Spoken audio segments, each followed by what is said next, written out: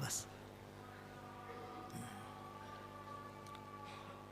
السلام علیکم ورحمۃ اللہ وبرکاتہ۔ الحمد للہ رب العالمین والصلاة والسلام علی سید المرسلین وعلی آلہ واصحابہ اجمعین، اما بعد فاعوذ باللہ من الشیطان الرجیم، بسم اللہ الرحمن الرحیم۔ وقالت طائفة من أهل الكتاب آمنوا بالذي أنزل على الذين آمنوا وجه النهار واكفروا آخره لعلهم يرجعون ولا تؤمنوا إلا لمن تبع دينكم قل إن الهدى هدى الله أن يؤتى أحد مثل ما أوتيتم أو يحاجوكم عند ربكم قل إن الفضل بيد الله يؤتيه من يشاء والله واسع عليم يختص برحمته من يشاء والله ذو الفضل العظيم ومن أهل الكتاب من إن تأمنه بقنطار يؤديه إليك ومنهم من إن تأمنه بدينار لا يؤديه إليك إلا ما دمت عليه قائما ذلك بأنهم قالوا ليس علينا في الأميين سبيل ويقولون على الله الكذب وهم يعلمون بلى من أوفى بعهده واتقى فإن الله يحب المتقين إن الذين يشترون بعهد الله وأيمانهم ثمنا قليلا أولئك لا خلاق لهم في الآخرة ولا يكلمهم الله ولا ينظر إليهم يوم القيامة ولا يزكيهم ولهم عذاب أليم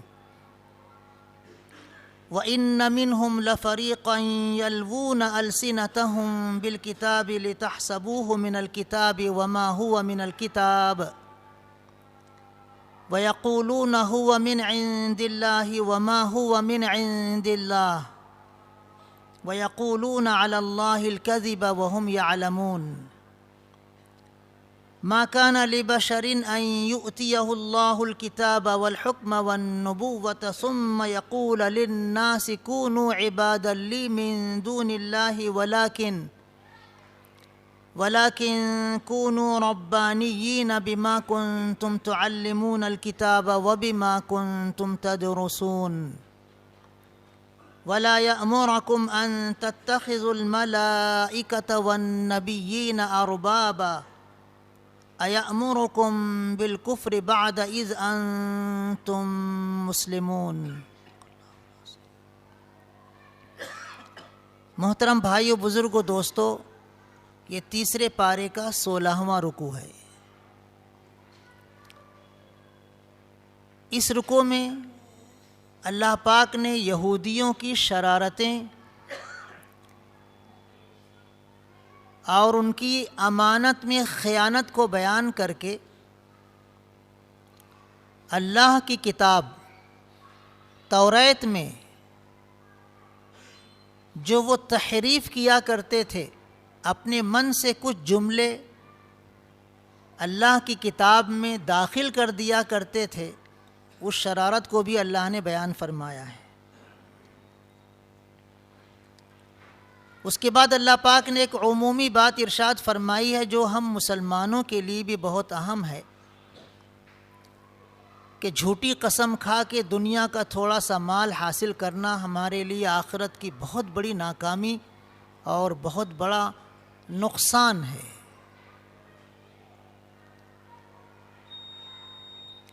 اس کے بعد یہودیوں اور عیسائیوں دونوں کو تنبیہ کی گئی ہے جو وہ انبیاء کرام علیہم الصلاۃ والسلام کی طرف جھوٹی نسبت کیا کرتے تھے اور اللہ کی طرف بھی جان بوجھ کر جھوٹ منسوب کیا کرتے تھے۔ ترجمہ سنیے، اہل کتاب میں سے ایک جماعت یہ کہتی ہے اپنے لوگوں کو کہ اس پیغمبر پر ایمان لانے والوں پر جو کتاب نازل ہو رہی ہے اس پر صبح ایمان لے آؤ اور شام کو انکار کر دو۔ ہو سکتا ہے اس طرح یہ لوگ اپنے ایمان سے پھر جائیں، اور وہ آپس میں ایک دوسرے سے کہتے ہیں کہ تم صرف اپنے دین کی تابع داری کرنے والوں ہی کی بات مانا کیا کرو، کسی اور کی نہیں۔ اے محمد صلی اللہ علیہ وسلم، آپ ان سے کہہ دیجئے کہ ہدایت تو وہی ہے جو اللہ عطا فرمائے، اور یہ اللہ ہی کی دین ہے، اللہ ہی کا عطا ہے کہ کسی کو وہ اس جیسی چیز دے دی جائے جو اے یہودیو تم کو پہلے دی گئی تھی، یا تمہارے پروردگار کے پاس دوسروں کو تمہارے خلاف قوی حجت پیش کرنے کا موقع دے دیا جائے۔ آپ ان سے کہہ دیجئے کہ فضل و شرف تو اللہ کے قبضے میں ہے، وہ جسے چاہتا ہے عطا فرما دیتا ہے، اور اللہ بہت وسعت والا اور سب کچھ جاننے والا ہے۔ وہ اپنی رحمت کے ساتھ جس کو چاہتا ہے مخصوص کر دیتا ہے، اور اللہ بہت ہی عظیم فضل و کرم کرنے والا ہے۔ اہل کتاب میں کچھ ایسے ایماندار بھی ہیں کہ ان پر اعتبار کر کے اگر تم ڈھیر مال بھی ان کو دے دو گے تو وہ تمہیں ادا کر دیں گے، لیکن اہل کتاب میں سے کچھ ایسے بھی خیانت کرنے والے ہیں کہ ان پر اعتماد کر کے 1 دینار بھی تم ان کو دو گے تو وہ تمہیں ادا نہیں کریں گے۔ یہ اور بات ہے کہ تم ان کے سر پر سوار ہو جاؤ۔ یہ ان کی ڈھٹائی اس وجہ سے ہے کہ وہ دعویٰ کرتے ہیں کہ مسلمانوں کے خلاف جو بھی وہ چاہیں کریں ان سے مواخذہ نہیں ہوگا، اور اس طرح وہ اللہ کی طرف جان بوجھ کر جھوٹی بات منسوب کرتے ہیں۔ کیوں نہیں ان سے مواخذہ ہوگا؟ جو بھی اپنے عہد کو پورا کرے گا اور اللہ سے ڈرے گا، تقوی اختیار کرے گا، تو اسے معلوم ہونا چاہیے کہ اللہ تقوی اختیار کرنے والے متقی لوگوں سے محبت رکھتا ہے۔ جو لوگ اللہ کے عہد اور اپنی قسموں کے بدلے میں دنیا کا تھوڑا سا مال حاصل کرتے ہیں، ان کے لیے آخرت میں کوئی حصہ نہیں ہے، اور اللہ ان سے گفتگو بھی نہیں کرے گا، اور قیامت کے دن ان کی طرف رحمت کی نگاہ بھی نہیں ڈالے گا، اور انہیں ان کے گناہوں سے پاک صاف بھی نہیں کرے گا، بلکہ ان کے لیے بہت ہی سخت دردناک عذاب ہوگا۔ ان اہل کتاب میں سے، یہودیوں میں سے ایک گروہ ایسا ہے کہ جو توریت کی عبارت پڑھتے ہوئے اپنی زبان کو اس طرح موڑتے ہیں کہ تم یہ سمجھو گے کہ یہ ان کی زبان سے نکلا ہوا جملہ توریت ہی کا جملہ ہے، حالانکہ وہ توریت کا جملہ نہیں ہوتا ہے، اور وہ دعویٰ کرتے ہیں کہ جو ہم بول رہے ہیں یہ اللہ کے پاس سے نازل کی ہوئی عبارت ہے، حالانکہ وہ اللہ کے پاس سے نازل کیا ہوا جملہ نہیں ہوتا ہے۔ اس طرح وہ جھوٹی بات جان بوجھ کر اللہ کی طرف منسوب کرتے ہیں۔ کسی انسان کا یہ کام ہرگز نہیں ہے کہ اللہ تو اسے کتاب، حکمت اور نبوت سے نوازے اور پھر وہ لوگوں سے یہ کہے کہ تم اللہ کو چھوڑ کر میرے بندے بن جاؤ۔ کوئی پیغمبر ایسے نہیں کہہ سکتا، بلکہ وہ تو یہ کہے گا کہ تم ربانی بنو، رب والے بنو، اللہ والے بنو، اور یہی اس کتاب کی تعلیم کا تقاضا ہے جس کو تم پڑھتے اور پڑھاتے ہو۔ وہ کبھی بھی تمہیں حکم نہیں دے گا کہ تم فرشتوں کو اور پیغمبروں کو اپنا رب بنا لو۔ کیا اب کوئی پیغمبر کفر کا بھی حکم تم کو دے سکتا ہے اس کے بعد کہ تم مسلمان ہو؟ یہ اس رکوع کا ترجمہ ہوا۔ محترم بزرگوں، اس سے پہلے آپ یہ بات سن چکے ہیں کہ صلح حدیبیہ کے بعد حضور اکرم صلی اللہ علیہ وسلم نے بادشاہوں کے نام خطوط بھیجے تھے ان کو ایمان کی دعوت دینے کے لیے۔ تو آپ نے ہرقل نامی بادشاہ کو بھی ایک ایمان کی دعوت دینے کے لیے نامہ بھیجا تھا، خط بھیجا تھا۔ بادشاہ نے اس خط کی تحقیق کرنے کے لیے حضور اکرم صلی اللہ علیہ وسلم کے علاقے کے لوگوں کو تلاش کیا اور اسے ابو سفیان کا قافلہ مل گیا تجارتی۔ بادشاہ ہوتا ہے، اس کے سوال کرنے کا انداز بہت ہی جنچا تلا ہوتا ہے۔ ابو سفیان نے بہت سارے سوالات کیے، ابو سفیان سے بادشاہ نے بہت سارے سوالات کیے تھے، اور ہر سوال کے جواب میں اس نے تصدیق کی تھی کہ یہ پیغمبر جو مبعوث ہوئے ہیں، جن کا یہ نام مبارک ہے، یہ سچے نبی ہیں۔ یہ اور بات ہے کہ اس نے ایمان قبول نہیں کیا تھا۔ اس نے ایک سوال یہ کیا تھا کہ بتاؤ اس پیغمبر پر ایمان لانے والے مرتد ہوتے ہیں کیا؟ تو ابو سفیان کافر ہونے کے باوجود سچی بات بیان کیا تھا کہ کوئی مرتد نہیں ہوتا۔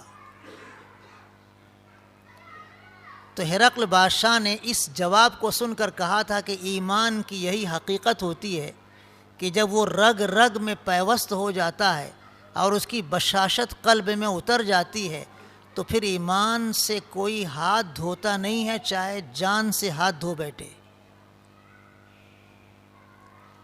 یہ حقیقت ہے۔ لیکن یہودی اتنے شریر تھے، اتنے نالائق تھے، اتنے کمبخت تھے کہ انہوں نے یہ چال بازی دکھانی شروع کی مدینہ منورہ میں کہ اپنے لوگوں سے کہتے تھے کہ تم ایسا کرو، صبح ایمان لے آؤ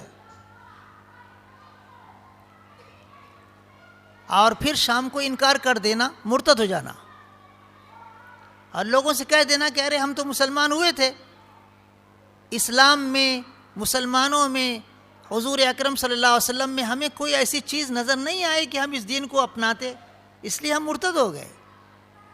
اس طرح وہ نفرت پھیلاتے تھے حضور اکرم صلی اللہ علیہ وسلم اور مسلمانوں کے خلاف۔ یہ ان کی چال تھی، کتنی سنگین چال تھی کہ جس اسلام کو قبول کرنے کے بعد کوئی مرتد نہیں ہوتا تھا، یہ خود مصنوعی طور پر مرتد ہو کر بتاتے تھے لوگوں کو کہ ارے اسلام میں کچھ دھرا نہیں ہے، اگر ہوتا تو ہم اس پر جمے رہتے نا۔ آج بھی یورپ میں ایسا ہو رہا ہے اور یہاں بھی ہو رہا ہوگا کہ کچھ دنوں تک لوگ ایمان قبول کرتے ہیں اور پھر بعد میں مرتد ہو جاتے ہیں، تاکہ لوگوں کو یہ تاثر دلایا جائے کہ اسلام کوئی ایسا مذہب نہیں ہے جس کو زندگی بھر کے لیے قبول کیا جائے۔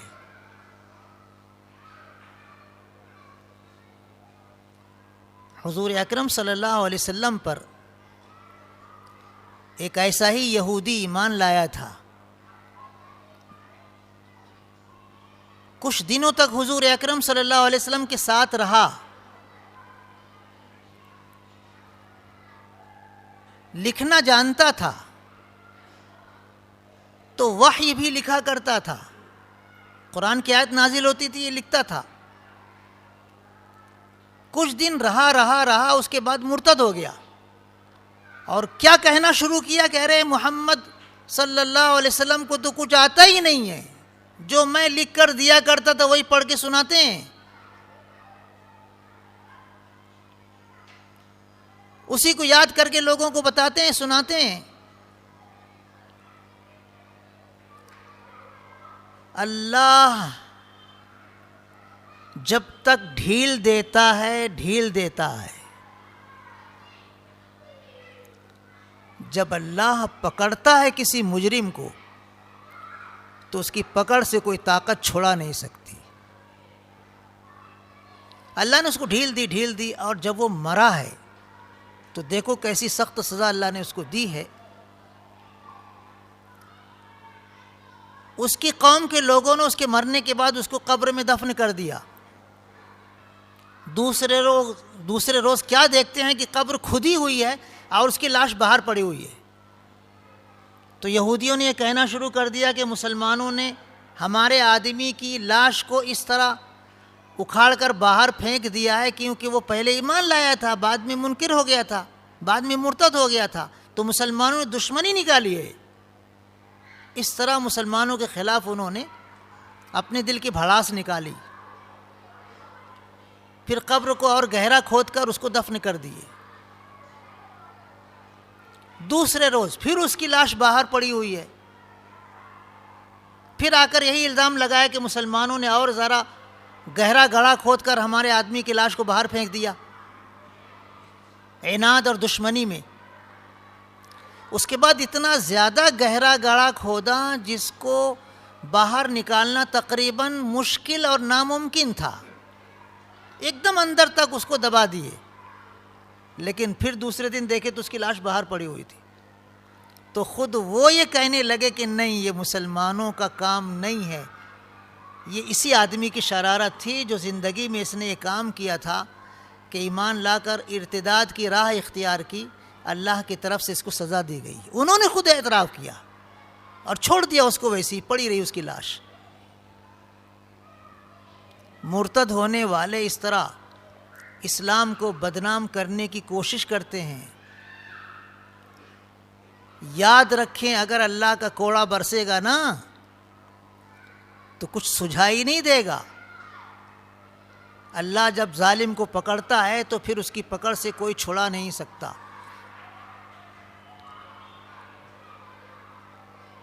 حضور اکرم صلی اللہ علیہ وسلم کو اللہ نے نبوت سے سرفراز فرمایا اور اس شان سے کہ سارے پیغمبروں کا آپ کو امام بنایا، خاتم النبیین بنایا، رحمت للعالمین بنایا. اس اونچے مقام پر سرفراز فرمایا جس اونچے مقام پر نہ کوئی پیغمبر پہنچ سکے ہیں، نہ کوئی فرشتہ اور نہ ہی کوئی مخلوق. تو یہ یہودی اور عیسائی جلتے تھے، صرف ضد اور ہٹ دھرمی کی وجہ سے ایمان نہیں لاتے تھے، ورنہ سب اچھی طرح سمجھتے تھے کہ یہ وہی پیغمبر ہیں جن کی خوشخبری ہماری کتابوں میں دی گئی ہے. ساری علامتیں جانچتے تھے اچھی طرح، پرکھتے تھے اچھی طرح، یقین آ جاتا تھا. لیکن ضد اور ہٹ دھرمی کیا تھی؟ وہ کہتے تھے یہ ہمارے قبیلے میں، ہمارے بنی اسرائیل میں مبعوث کیوں نہیں ہوئے، عربوں میں کیوں پیدا ہو گئے، ہم نہیں مانیں گے. یہ خاندانی حمیت، بیجا حمیت، ضد اور ہٹ دھرمی میں وہ انکار کر دیتے تھے. حضور اکرم صلی اللہ علیہ وسلم کے ساتھ بھی یہودیوں کا یہی طریقہ رہا ہے. مدینہ منورہ کے آس پاس میں یہودی قبائل تھے،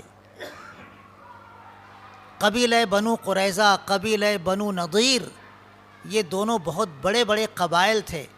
لیکن اللہ نے ان کو جو ذلت و رسوائی اور جو مدینہ منورہ سے جلا وطن کیے جانے کی سزائیں دی ہیں، اور نہ صرف مدینہ منورہ بلکہ خیبر سے بھی ان کو نکال دیا گیا، اور آج تک وہ واپس نہیں آئے، جبکہ ان کا پلان یہی ہے کہ مدینہ منورہ ہی ہمارا اصل مرکز ہے، ہماری حکومت وہاں تک ہے. لیکن وہ کیا ہیں؟ ان کا جو سب سے بڑا سرکردہ دجال ہوگا وہ بھی مدینہ منورہ میں داخل نہیں ہو سکے گا. اللہ نے حفاظت فرمائی ہے. حضور اکرم صلی اللہ علیہ وسلم کے بارے میں ان کو صرف اسی وجہ سے حسد تھا کہ یہ دوسرے قبیلے میں دوسری قوم میں کیوں پیدا ہو گئے، ہماری قوم میں کیوں نہیں پیدا ہوئے، ہم نہیں مانیں گے۔ اللہ پاک نے فرمایا ہے کہ اللہ کی دین ہے کہ جو امامت تم کو پہلے دی گئی تھی پوری انسانیت کی، اب وہ تم سے چھین لی گئی ہے اور کسی اور کو دے دی گئی ہے۔ اللہ کے ہاتھ میں ہے فضل و کرم، اللہ کے ہاتھ میں ہے فضل و شرف، وہ جسے چاہے دے دے۔ تم کون ہوتے ہو اپنے آپ کو ٹھیکیدار سمجھنے والے کہ اللہ تمہیں ہی نبوت دے گا، کسی اور کو نہیں دے گا؟ حالانکہ حضور اکرم صلی اللہ علیہ وسلم کے مدینہ منورہ ہجرت کرنے سے پہلے اور آپ کی بعثت کی خبر پھیلنے سے پہلے یہی یہودی مدینہ منورہ میں حضور اکرم صلی اللہ علیہ وسلم کا نام نامی اسم گرامی لے لے کر عربوں کو کہا کرتے تھے۔ جب عربوں سے ان کی لڑائی ہوتی تھی، عرب حاوی ہو جاتے تھے اور وہ مار کھاتے تھے، کہتے تھے مار لو بیٹا، مار لو بیٹا، آخری پیغمبر مبعوث ہونے والے ہیں، ہم ان کا دامن تھامیں گے، ان کا ساتھ دیں گے اور پھر تمہارے ظلم کا بدلہ لیں گے، اس طرح کہا کرتے تھے۔ اور یہی یہودیوں کے کہنے کی باتیں مدینہ منورہ کے لوگوں کے ایمان لانے کا سبب بنی ہے۔ حج میں مدینہ منورہ کا ایک قافلہ آیا حضور اکرم صلی اللہ علیہ وسلم کی مکی زندگی میں، اور وہ جمرہ عقبہ کے پاس، گھاٹی کے پاس خیمہ زن ہوا۔ حضور اکرم صلی اللہ علیہ وسلم رات کی تاریکی میں لوگوں کے خیمے میں جا جا کر دین کی دعوت دیتے تھے، حاجیوں کے خیموں میں جا جا کر دین کے اجالے میں۔ کفار مکہ کے جو بہت کٹر دشمنان اسلام تھے وہ لوگوں کو ورغلاتے تھے حضور اکرم صلی اللہ علیہ وسلم کے خلاف، لیکن رات کی تاریکی میں کون ورغلائے گا؟ چپکے سے حضور اکرم صلی اللہ علیہ وسلم کسی خیمے میں جا کر دین کی دعوت دیتے تھے۔ ایسے ہی مدینہ منورہ کے حاجیوں کا قافلہ آیا ہوا تھا اور عقبہ میں خیمہ زن تھا، گھاٹی جو منی میں ہے وہاں خیمہ زن تھا۔ حضور اکرم صلی اللہ علیہ وسلم نے جب جا کر قرآن پڑھ کر سنایا اور یہ دعویٰ کیا کہ میں اللہ کا نبی ہوں، اللہ کا رسول ہوں، اور جو میں نے پڑھ کر سنائے اللہ کا کلام ہے، اللہ کی کتاب قرآن کریم کی آیتیں ہیں، تو سارے کے سارے وہ عرب لوگ جو مدینہ منورہ سے آئے تھے فوراً سمجھ گئے کہ یہ وہی پیغمبر ہیں جن کا تذکرہ یہودی کیا کرتے ہیں، جلدی سے ہم ایمان لے آئیں، نہیں تو یہودی اگر ایمان لائیں گے تو ہم سے بدلہ لیں گے۔ سارے عرب جو مدینہ منورہ سے آئے تھے فوراً ایمان لے آئے، اور حضور اکرم صلی اللہ علیہ وسلم پھر ان کو نصیحت کر کے بھیج دیا، ان کی تعلیم کے لیے کچھ صحابہ کرام رضی اللہ عنہم کو بھیجا، آئندہ سال آنے کے لیے حکم دیا، پھر آئندہ سال وہ آیا اور بڑی جماعت تھی، اور پھر ہجرت شروع ہوئی مدینہ منورہ کی جانب۔ تو پھر عرب لوگ سنتے تھے کہ یہ یہودی ہم کو ڈراتے تھے اس آخری پیغمبر کے ذریعے، اب وہ تو ہمارے درمیان آ گئے، مبعوث ہو گئے، یہ آگے بڑھ کر ایمان کیوں نہیں لا رہے ہیں؟ تو یہ یہودی اس طرح ان سیدھے سادے بھولے بھالے مسلمانوں کو دھوکہ دینا چاہتے تھے، ارے یہ وہ نہیں ہیں، ان کی پہچان الگ ہے، ان کی پہچان ان کی خوشخبری الگ، اس طرح وہ جھوٹ بولتے تھے، حالانکہ دل ان کا گواہی دیتا تھا اور کبھی کبھی وہ زبان سے بول بھی دیتے تھے۔ ایک مرتبہ حضور اکرم صلی اللہ علیہ وسلم ایک یہودی گھر گئے، ایک یہودی آدمی کے گھر گئے، اس کا بچہ بیمار تھا، یہودی باپ، لڑکا بیمار ہے، یہ لڑکا وہ تھا جو حضور اکرم صلی اللہ علیہ وسلم کی خدمت کیا کرتا تھا۔ بچے معصوم ہوتے ہیں، ان کا ذہن صاف ہوتا ہے، ان کے ذہن میں کوئی غبار نہیں ہوتا، کینہ کپٹ کچھ نہیں ہوتا، وہ بچہ پورے اخلاص کے ساتھ حضور اکرم صلی اللہ علیہ وسلم کی خدمت کیا کرتا تھا۔ اب حضور اکرم صلی اللہ علیہ وسلم کو پتہ چلا کہ وہ لڑکا جو میری خدمت کرتا تھا بیمار ہو گیا ہے، تو آپ اس کے گھر گئے عیادت کرنے کے لیے، تو حضور اکرم صلی اللہ علیہ وسلم نے اس کی عیادت کرتے کرتے اس کو کلمہ پڑھایا، ایمان لانے کی دعوت دی، تو اپنے باپ کو دیکھنے لگا، یہودی باپ کو دیکھنے لگا کہ میں ان کی بات مانوں، ایمان قبول کروں. باپ نے کہا اطع ابا القاسم صلی اللہ علیہ وسلم، بیٹے ابو القاسم صلی اللہ علیہ وسلم کی بات مان لو، کلمہ پڑھ لو، ایمان لے آؤ. دل سے بات نکلی اس کے کہ یہ سچے نبی ہیں. اپنے بیٹے کو اس نے مرنے نہیں دیا، کفر پر بول دیا بیٹے ایمان لے آؤ. ابو القاسم سچ بول رہے ہیں، ان کی اطاعت کرو. بچہ کلمہ پڑھ کے مسلمان ہو گیا. تو حضور اکرم صلی اللہ علیہ وسلم خوشی خوشی وہاں سے یہ کہتے ہوئے نکلے، تمام تعریفیں اس اللہ کے لیے جس نے اس بچے کو جہنم کی آگ سے بچا لیا. کبھی کبھی یہودیوں کی زبان پر یہ سچائی آ ہی جاتی تھی کہ ہاں یہ سچے پیغمبر ہیں. یہودی آ کر حضور اکرم صلی اللہ علیہ وسلم کی مجلس میں جان بوجھ کے چھینکتے تھے اور الحمدللہ کہتے تھے، اس امید پر کہ حضور اکرم صلی اللہ علیہ وسلم ان کو یرحمک اللہ کی دعا دے دیں. مجلس میں اگر کسی کو چھینک آتی تھی اور وہ الحمدللہ کہتا تھا تو حضور اکرم صلی اللہ علیہ وسلم اس کو جواب دیا کرتے تھے یرحمک اللہ. پیغمبر جواب دیں اللہ تجھ پر رحم کرے، کتنی اونچی دعا ہے. اس دعا کو حاصل کرنے کے لیے یہودی حضور اکرم صلی اللہ علیہ وسلم کی مجلس میں جان بوجھ کر چھینکتے تھے اور الحمدللہ کہتے تھے. سچائی کبھی کبھی زبان پر آ ہی جاتی ہے، دل گواہی کبھی کبھی دے ہی دیتا ہے. تو اللہ پاک نے فرمایا کہ تم ایمان نہیں لا رہے ہو، ضد اور ہر دھرمی میں تمہارا ٹھیکہ ہے کیا؟ فضل و شرف تو اللہ کے قبضے میں ہے، وہ جس کو چاہے جو دے دے. اللہ اپنی رحمت کے ساتھ جس کو چاہے مخصوص کر دے. اللہ بہت وسعت والا ہے، سب کچھ جاننے والا ہے. اللہ بہت عظیم فضل و کرم کرنے والا ہے. اس نے اپنے بندے حضرت محمد مصطفیٰ صلی اللہ علیہ وسلم کو ختم نبوت کا تمغہ عطا فرمایا، ختم نبوت کا تاج عطا فرمایا. تم کون ہوتے اس کے خلاف بولنے والے؟ ایک مضمون یہ ہے. دوسرا مضمون یہودیوں کی اخلاقی برائی اور اخلاقی خرابی جو ہمارے اندر بھی ہے. حضور اکرم صلی اللہ علیہ وسلم کی مجلس میں اچھے شریف یہودی بھی آتے تھے جو ایماندار ہوتے تھے، امانت دار ہوتے تھے، سچی بات قبول کر لیتے تھے. ایک یہودی حضور اکرم صلی اللہ علیہ وسلم کی مجلس میں آتا تھا، جان بوجھ کر آپ کو غصہ دلاتا تھا، لیکن آپ غصہ نہیں ہوتے تھے. اس نے پھر ایک چال چلی، حضور اکرم صلی اللہ علیہ وسلم سے کہا اے ابو القاسم. حضور اکرم صلی اللہ علیہ وسلم کی کنیت تھی ابو القاسم. قاسم آپ کے بڑے صاحبزادے کا نام تھا. ابو القاسم یعنی قاسم کے والد. عربوں کا یہ طریقہ ہے کہ بڑے بیٹے یا کسی بیٹے کے آگے ابو لگا کر اپنی کنیت بنا لیتے ہیں ابو القاسم. تو وہ کہتے تھے ابو القاسم صلی اللہ علیہ وسلم.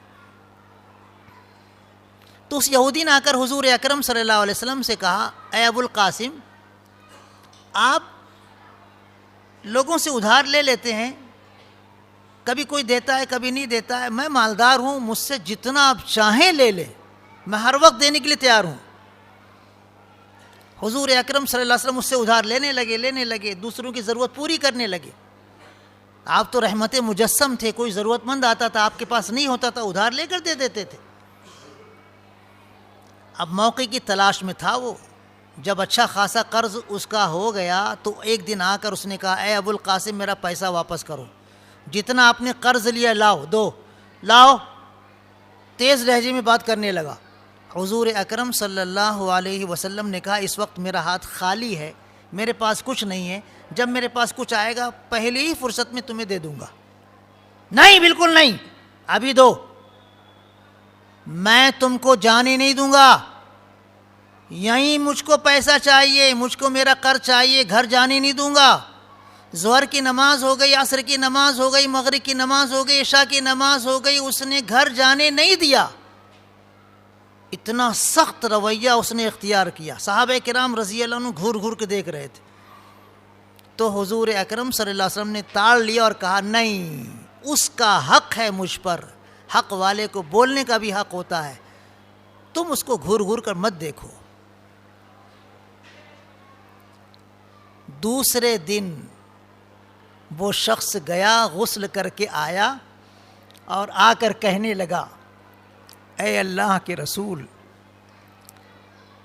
ہماری مذہبی کتاب میں آپ کی جو پہچان لکھی ہے، آپ کی جو علامت لکھی وہ یہ ہے کہ غصے کو پی جانے والے ہوں گے، برائی کا بدلہ برائی سے دینے والے نہیں ہوں گے، بلکہ برائی کا بدلہ بھلائی سے دینے والے ہوں گے.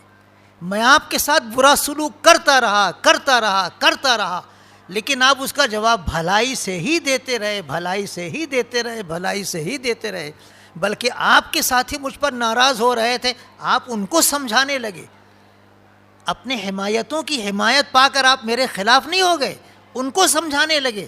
یہ ساری علامتیں دیکھ کر میرا دل گواہی دینے لگا کہ آپ وہی پیغمبر ہیں. ایمان لے آیا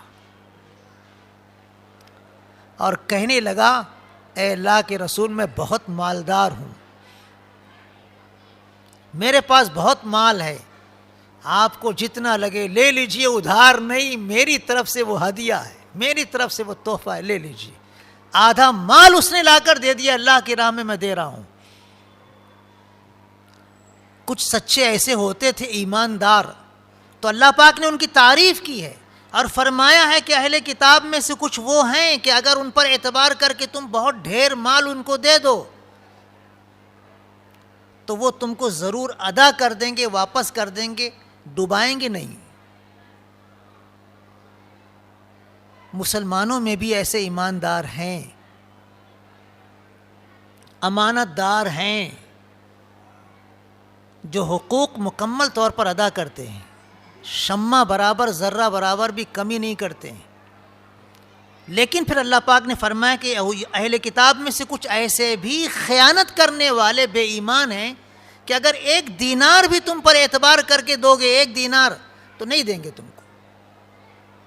ہاں اگر تم ان کے سر پر سوار ہو جاؤ، میں تو لے کر رہوں گا، ایسا کر ڈالوں گا، ویسے تو پھر دے دیں گے، ہو سکتا ہے، ورنہ نہیں دیں گے. مسلمانوں میں بھی کچھ ایسے ہوتے ہیں، آپ بھروسہ کر کے ان کی ضرورت کا خیال کر کے ترس کھا کے ان کو دے دو، امانت کے طور پر بولو یا قرض کے طور پر بولو، اور جب لینے جاؤ مانگنے جاؤ تو نہیں دیں گے، کسی حال میں نہیں دیں گے. ڈھٹائی سے کہیں گے جاؤ لکھ لو آخرت کی ڈائری میں، نہیں دیں گے، وہی لے لینا. نعوذ باللہ من ذالک. حقوق کی ادائیگی میں اس طرح نہیں کرنا چاہیے. ہم دنیا ہی میں نہیں ہیں، یہ تو چند روزہ دنیا ہے، ایک نہ ایک دن تو یہاں سے جانا ہے نا، تب کیا ہوگا. حقوق العباد بہت سخت ہیں، بہت سنگین ہیں، ان کے تعلق سے دلیر نہیں بننا چاہیے. حضور اکرم صلی اللہ علیہ وسلم نے ارشاد فرمایا کہ اگر تم پر کسی کا حق ہے تو ابھی اس دنیا میں یا تو وہ حق ادا کر لو یا تو معاف کرا لو، اس دن کے آنے سے پہلے جب مال و دولت درہم و دینار دینے لینے کے لیے نہیں ہوں گے، نیکیاں اور برائیاں ہوں گی. تمہاری نیکیاں حق والوں کو دے دی جائیں گی اور نیکی ختم ہو جائے گی تو ان کے گناہ تمہارے اوپر لاد دیے جائیں گے. تو مسلمانوں کو چاہیے کہ حقوق العباد میں ڈھٹائی نہ کریں، ادا کرنے کی کوشش کریں. اگر کوئی دل سے حقوق العباد ادا کرنا چاہتا ہے تو اللہ ضرور ادا کروا دیتا ہے. اس کے بعد پھر اللہ پاک نے ایک عام بات ارشاد فرمائی ہے کہ جھوٹی قسم کھا کر اگر دنیا کا تھوڑا سا مال حاصل کرو گے تو کتنی سخت سخت سزائیں اللہ دے گا. اللہ پاک نے فرمایا ہے کہ ایسے لوگوں کا آخرت میں کوئی حصہ نہیں ہے، کوئی اجر ثواب نہیں ہے،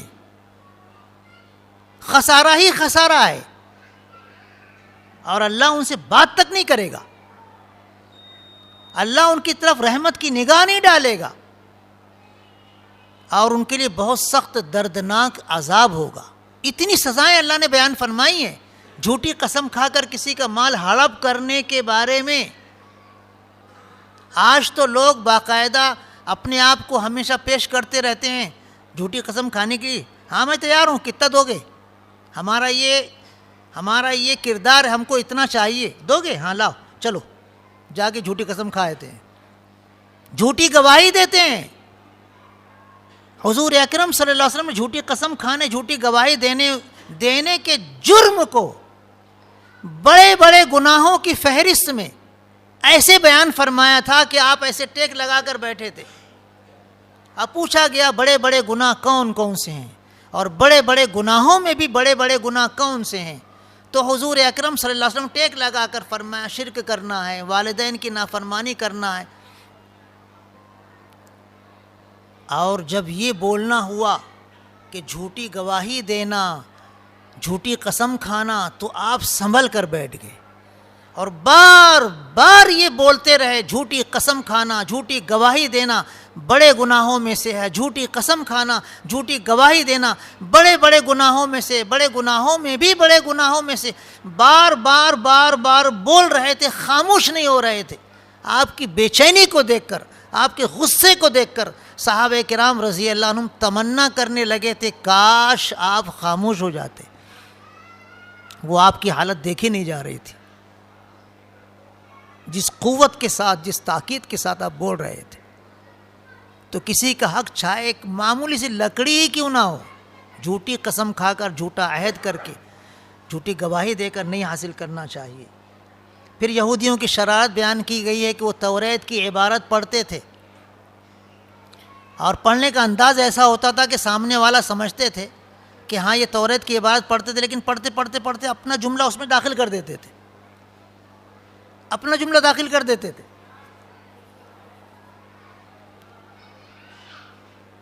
تراویح کی نماز پڑھانے والے کچھ ایسے ہوتے ہیں،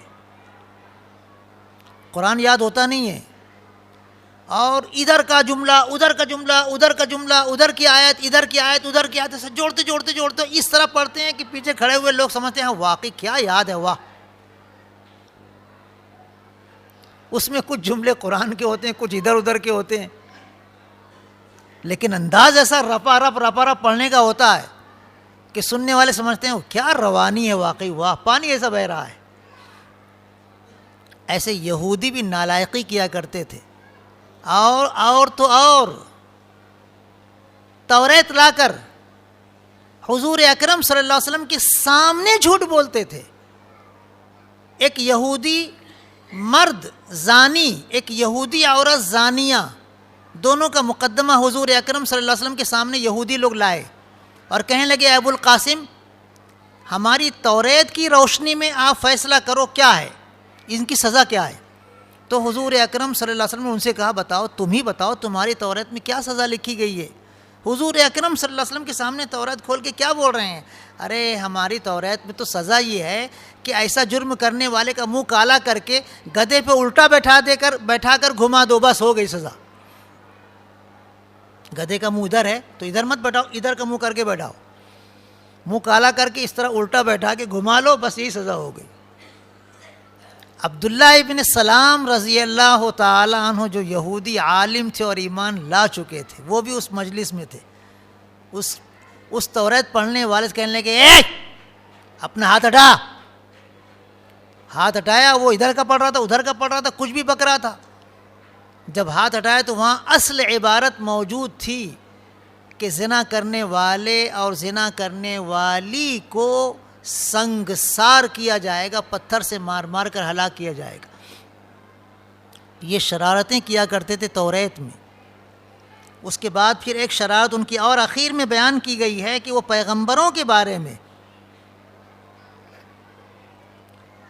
یہ دعویٰ کیا کرتے تھے کہ وہ خدائی میں شریک ہیں، نعوذ باللہ من ذالک۔ یہودی کہتے تھے حضرت عزیر علیہ السلام اللہ کے بیٹے ہیں، خدائی میں شریک ہیں، اور عیسائی تو آج تک کہتے ہیں کہ عیسیٰ علیہ السلام اللہ کے بیٹے ہیں اور خدائی میں شریک ہیں۔ اللہ پاک نے فرمایا ہے کہ کسی انسان کا یہ کام ہو ہی نہیں سکتا کہ اللہ اسے کتاب دے، حکمت دے، نبوت دے، اور وہ لوگوں سے کہے کہ میرے بندے بن جاؤ اللہ کو چھوڑ کر، یہ ہو ہی نہیں سکتا. کسی پیغمبر کا یہ کام ہے ہی نہیں. کوئی پیغمبر آج تک کبھی یہ دعویٰ نہیں کیا ہے. ہر پیغمبر نے یہی کہا اللہ والے بنو، اللہ پر ایمان لاؤ. حضرت عیسیٰ علیہ السلام سے اور ان کی والدہ محترمہ حضرت مریم علیہ السلام سے اللہ قیامت کے دن پوچھے گا. قرآن میں آیت موجود ہے، اے عیسیٰ کیا تم نے اور تمہاری والدہ نے یہ کہا تھا کہ اللہ کو چھوڑ کے ہم کو خدا بنا لو، ہم کو رب بنا لو؟ تو حضرت عیسیٰ علیہ السلام کہیں گے اے اللہ جب تک میں زندہ رہا تب تک تو میں نے یہ بات نہیں کہی. میرے بعد اگر لوگوں نے میرے بارے میں یہ سب باتیں کہی ہوں گی تو میں اس کا ذمہ دار نہیں ہوں. آپ ان کے نگہباں ہیں، آپ جانتے ہیں، میں نہیں جانتا. قیامت کے دن اللہ صاف صاف فیصلے کی ساری شقیں واضح کر دے گا تاکہ کسی کو بولنے کا حق نہ رہے. حضرت عیسیٰ علیہ السلام صاف کہیں گے کہ اللہ میں نے کبھی نہیں کہا کہ میری اور میری والدہ کی عبادت کرو، میں نے یہی کہا تھا کہ اللہ کی عبادت کرو، اللہ کے سوا کسی کوئی عبادت کے لائق نہیں، اس کے ساتھ کسی کو شریک مت کرو. یہ یہودیوں کی شرارتیں تھیں، اہل کتاب عیسائیوں کی شرارتیں تھیں. اللہ ہم سب کی حفاظت فرمائے، قرآن کریم پر صحیح ایمان لانے اور اس کی تعلیمات پر عمل کرنے کی توفیق عطا فرمائے. آمین. وآخر دعوانا الحمد للہ رب العالمین.